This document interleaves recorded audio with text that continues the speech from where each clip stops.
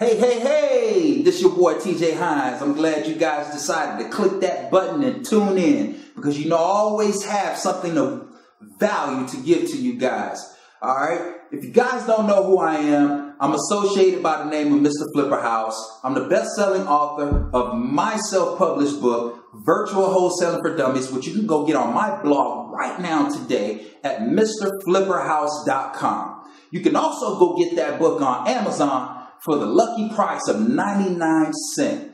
And it's going to bring a lot of value to you and your business. I also have another book out there that I gave away to the world for free, just another way of me giving back, which is called Mr. Flipperhouse Presents Wholesaling as Simple as Your ABCs. You can go to mrflipperhouse.com, opt into the box with your name and email address, and we're going to shoot that book over to you right away for free. Those strategies that are in that book, you can start implementing right away. Get out here and start being successful wholesaling real estate. All right, guys. Today's topic is going to be how to escape prosperity. Now, this is going to be a two-part video, and there's actually 12 points that I want to make here. Could be 13, all right, but I'm going to split it up into two parts. The first part, I'm going to cover the first 6 points on how you can escape prosperity and start living the life that you always wanted to live today. Stay tuned.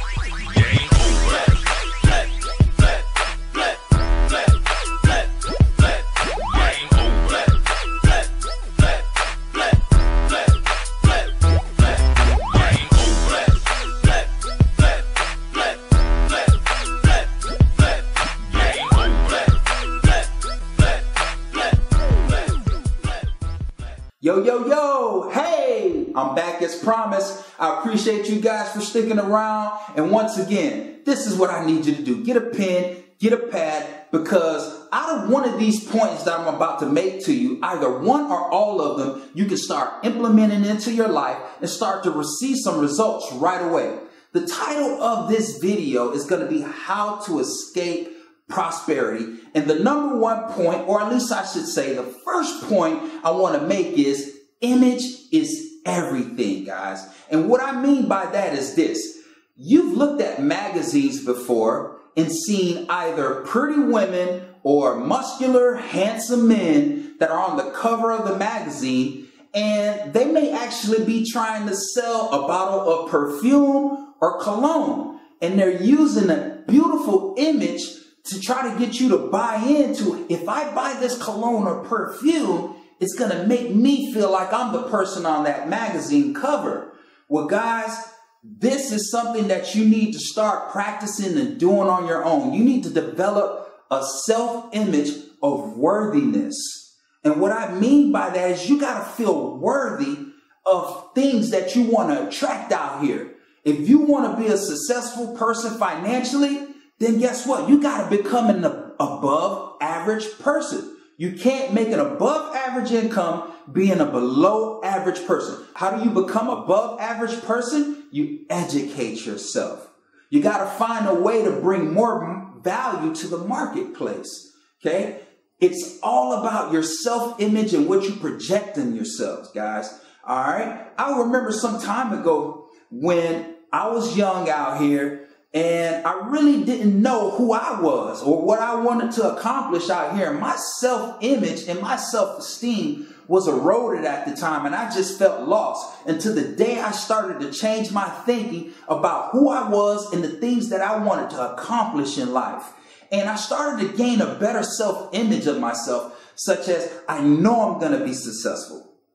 I know I'm going to be running my own real estate company. I know I'm going to be flipping a lot of houses every month. And once I started to, reaffirm myself of the things that I wanted to accomplish and say these things day in, day out, I started to develop a better self-image of myself, guys. All right. So that's the number one point. The second point is shopping makes us feel better. Okay. Guys, this is an assumption. The last thing that we want to do is when we're feeling down and blue is to go to the mall to make a purchase to make us feel better. Guys, what you don't understand is this actually keeps you down. because it's a temporary moment. And actually, when you buy that specific item or you go out and make that big purchase, a lot of times we're making these purchases on credit cards to where we're looking good right now, and in the future, it's going to hurt us in the long run.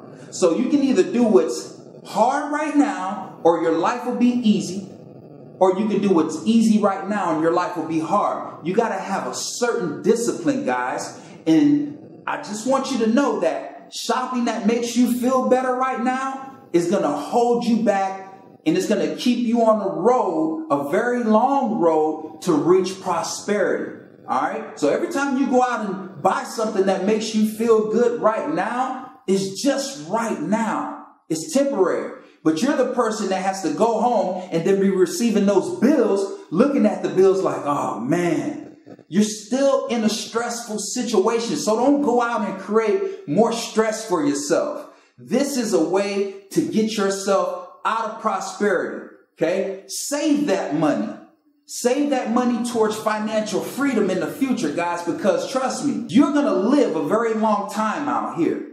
50% amongst married couples, one of the spouses lives to age 92 and another 25% of the spouses live to age 97. So you got a long life to live. You don't want to create a hard life right now, okay? Simply because some things that are temporary makes you feel good. This will keep you from achieving prosperity, guys. The third point is they don't like me, okay? Now, this is an assumption that we all had at one time or another. And what I mean by this is this. I've been in situations, guys, where I've went and talked to maybe potential private money prospects, or I've done a speech, and I wasn't getting the type of response that I wanted at the time when I was either giving that speech or talking to my potential private money lender.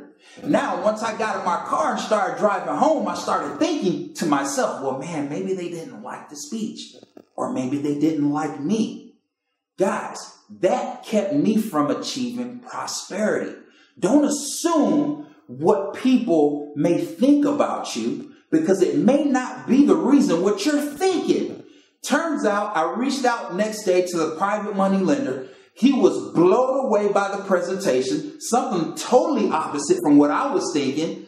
And I was honest with him. I was like, man, I didn't think you liked the presentation according to all the facial gestures that you were giving to me off at the time. He was like, no, man, I actually had a bad day that day. And it was just a very long day because I encountered some problems earlier in the day that were weighing heavily on my mind. So it kind of told on my face. But guys, I had the assumption wrong. By you assuming things, you're thinking yourself down a road of not being prosperous. Okay? All right. The fourth point I want to make is I have a secure job with benefits. This is so funny, guys. A lot of you guys out there are in a position where we let our bosses determine our value. Okay? If you had any sense of worthiness about yourself, okay, and you appreciated your self-image, let me tell you something. You would never say anybody's taking really good care of you. You should want to take care of yourself. And this is the same thinking that really keeps us from achieving prosperity, guys. Let me tell you something. 20% of the American workers out there are self-employed. 2/3 of the millionaires out there in this country are those self-employed people. 20% make up 2/3 of the millionaires out there that are self-employed. So ask yourself, are you really achieving prosperity, or is this something that you're just constantly telling yourself over and over and over again that I have a good job with great benefits? My job takes care of me. They treat me well. How many times have you heard that? Or you may have been one of the victims that have been saying this to yourself. And I'm just here to let you know, this is really keeping you from achieving true prosperity, guys. All right?